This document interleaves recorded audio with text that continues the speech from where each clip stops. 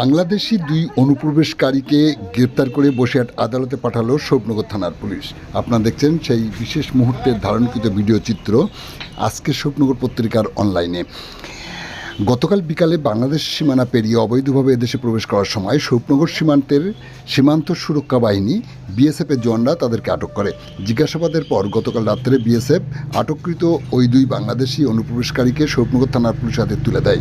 Police তাদেরকে গ্রেপ্তার করে। আজ সকালে গ্রেপ্তার হওয়া দুইজনকে বসিরহাট মহকুমা আদালতে পাঠায়। পুলিশ সূত্রে জানা যায়, কমল হোসেন, যার বাড়ি ঢাকা জেলায়, অন্যজন আফরোজা আক্তার, তার বাড়ি নওগাঁ এলাকায়। আপনারা দেখছেন সেই বিশেষ মুহূর্তের ধারণকৃত ভিডিও চিত্র। আমাদের সাথে থাকুন আর পরবর্তী আপডেট সবার আগে পেতে চ্যানেলটি সাবস্ক্রাইব করে সাথে থাকুন।